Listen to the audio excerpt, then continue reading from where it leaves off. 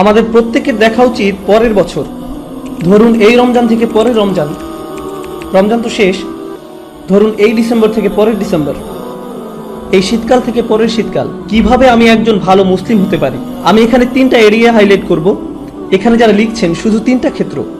আপনি নিজেকে একটা বাস্তবসম্মত উপায়ে যেন বলতে পারেন আমি অন্তত এই 3টা জায়গাতে আগের চেয়ে ভালো এবং উন্নতি করেছি।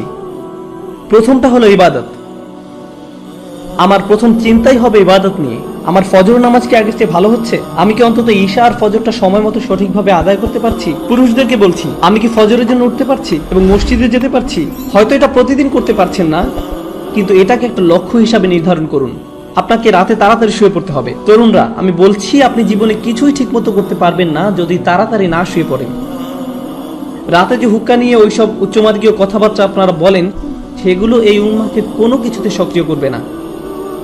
আমি বলছি ওই সমস্ত গম্ভীর আলোচনা, ভালো ভালো কথা, তারপর আপনারা সকাল 10টায় ঘুম থেকে উঠে ফজর পড়ছেন।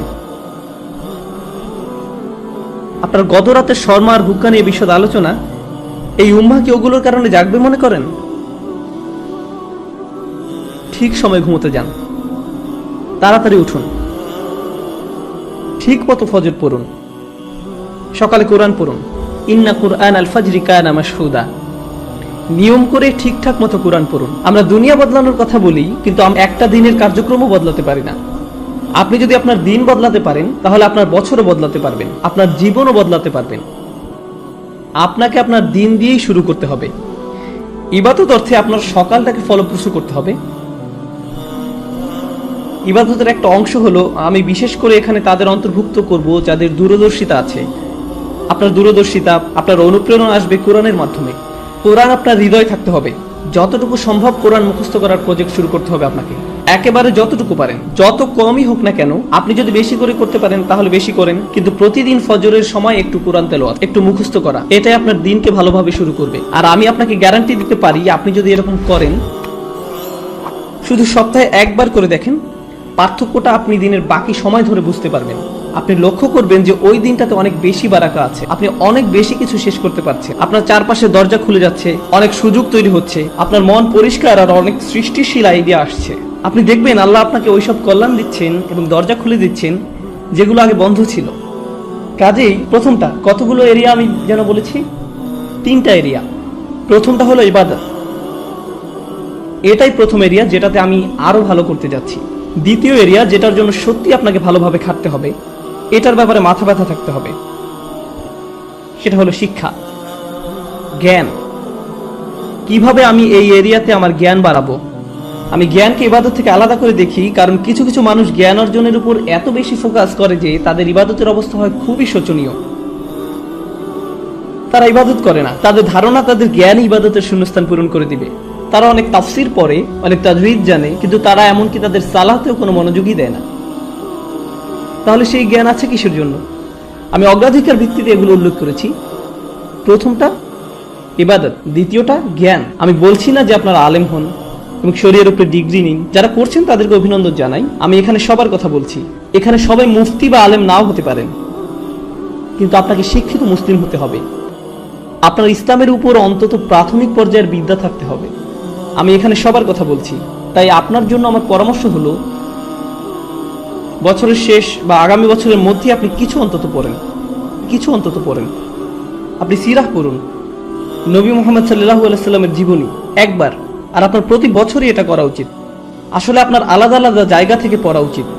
প্রতি বছর সিরাতের উপর আপনার পড়াশোনা করা উচিত। সত্যি সত্যিই পড়ুন। আমাকে জিজ্ঞেস করবেন না সিরাতের উপর কোন বই পড়বেন, সবই পড়ুন। একবার এক একটা পড়ুন। একটা নিয়ে পড়া শুরু করুন 1 বছর, তারপর আরেকটা সিরাত নিন পরের বছর, আবার আরেকটা সিরাত নিন পরের বছর, আবার আরেকটা।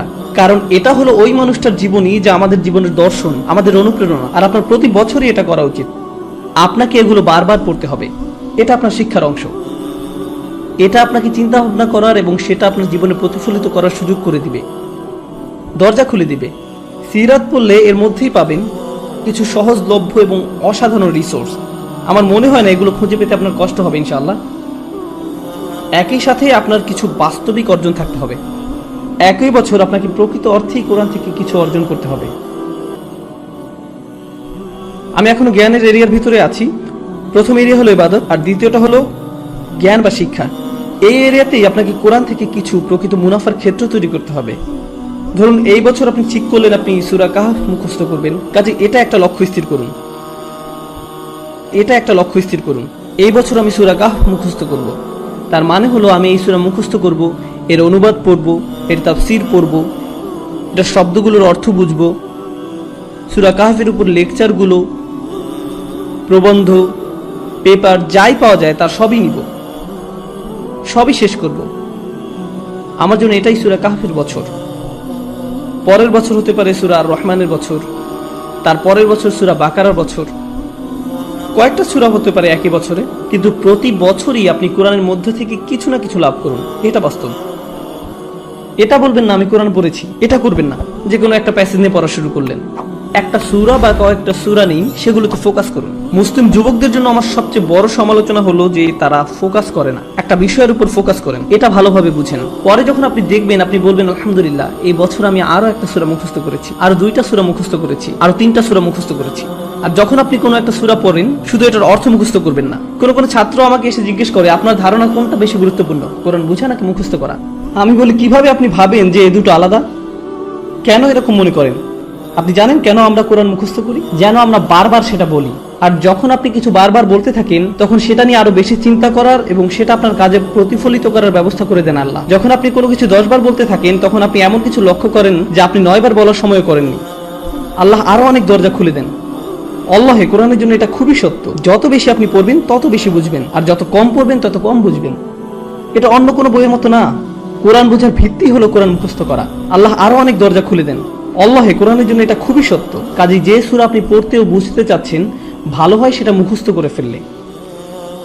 এই দুটো সবার আগে। তো আমি সিরাত নিয়ে বললাম আর কোরআন নিয়ে বললাম। এবার ইলেকটিভ বা নির্বাচক, ধরেন এটা আপনাদের জন্য এই বছরের ইসলামিক সেমিস্টার। এই সেমিস্টারে ঐচ্ছিক কাজে যুক্ত করেন। অন্তত 3 থেকে 4টা দোয়া আপনি পড়লেন, মুখস্থ করলেন, আর সেগুলো আপনার দিনের একটা অংশ হয়ে গেল। নবী সাল্লাল্লাহু আলাইহি সাল্লামের কিছু দোয়া মুখস্থ করা, এটা এক সময় আপনার দিনেরই অংশ হয়ে যাবে। এখন আমি জ্ঞানের সাথে সেটার চর্চাও সংযুক্ত করেছি।